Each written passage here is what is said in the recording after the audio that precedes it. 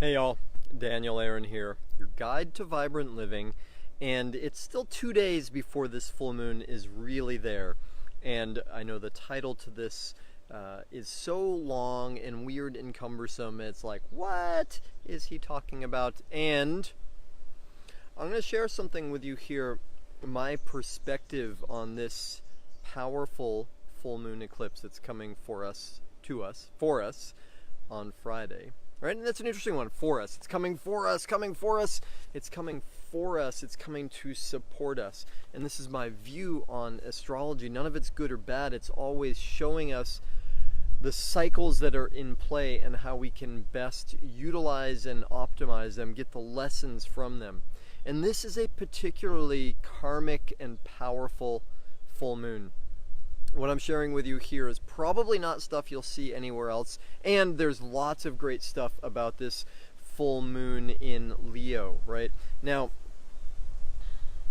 part of why this is so powerful, just a moment of astro geeking out for you, it's connecting to the south and north nodes of the moon, which are not actual planetary bodies. They are mathematical points, yet they are very powerful for indicating something. When I work with people one-on-one, they are indicating something of the journey of one's soul, or what our soul's evolution is. And this, for me, as a teacher, coach, astrologer, is always what is primary and most useful and interesting as the foundation for looking at an individual's chart and lifetime.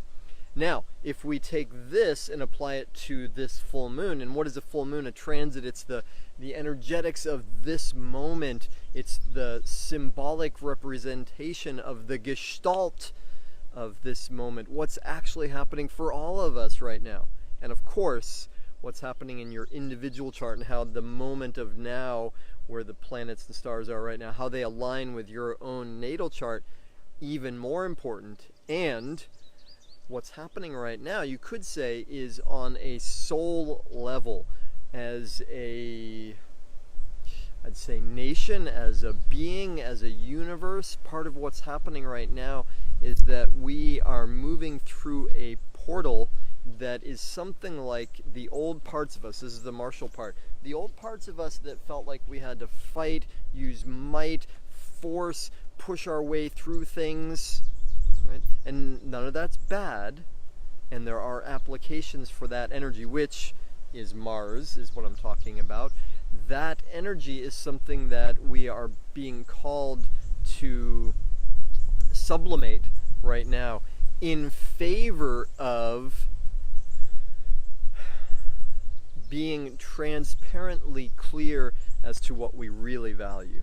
So, what does all that mean? I know it's a little bit of weird astro talk for you. I'll break it down though. It's to say that where we have been pushing, fighting, and striving, on a physical level, using our might, right now the invitation is that we are being called to stand up for, and especially us, stand up for what we really value, what's really true for us, and that is to shine out from our core being who we really are and what we really value. And I'm guessing if you are here with me, tuned in to the art of vibrant living, part of that for you is that you are standing up for peace, for unity, for the sanctity and sacredness of all life and all beings. And here's an interesting little side note. I recently got back into martial arts. Right? Years ago when I was a kid and a young adult, I was into judo and competitive. I played and I competed and I fought, and it was a great part of my life. I learned a lot from it. And then later that dissolved into my obsession with yoga. And so recently I went back into martial arts and I started studying Aikido again, and it felt so good to get back in those movements and to tap into the lessons and teachings of that art. And what I discovered is it was not sufficiently resonant for me, because there was some level of that martial training that always was aimed toward or geared toward what happens in the case of conflict, right? And you may remember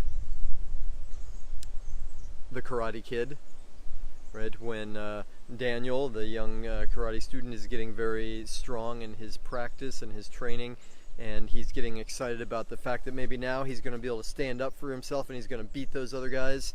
And Mr. Miyagi, his teacher, says to him, "Daniel, why do we train?" And kind of perhaps suggesting that maybe it's not so that we fight. And Daniel has to pause and he thinks about it for a moment. He says, "We train so that we don't have to fight." And that is a beautiful teaching, yes. And it's not possible on an ultimate level to be simultaneously preparing for war and avoiding it. And it's not possible for us, and this is the lesson for me, I didn't want to go, it didn't feel right to go into that martial training when so much of who I am is devoted toward peace, pacifism, and helping people. Not this sort of polar opposition. It's union. That's what yoga is really all about.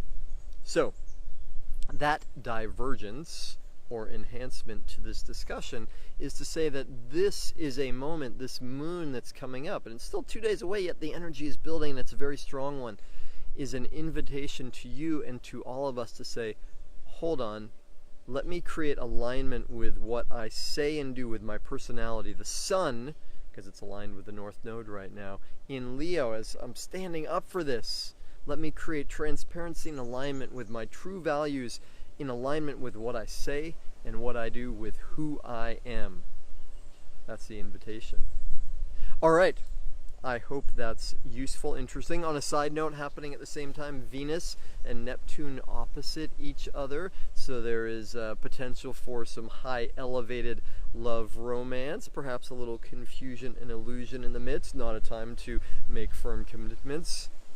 And this opposition here with Mars and the Sun, the Mars Moon, South Node, Sun, and North Node, is also right in a square with Uranus, which is saying this is an opportunity for us collectively, and you and I individually as part of that collective, as leaders of the collective, to break through, right? To create a new way of doing things, a new relationship between that martial pushing part of ourself and the simple alignment of who we choose to be, words and actions. All right. I hope that is useful, interesting at the least. At your service, may you enjoy and delight in this powerful moon.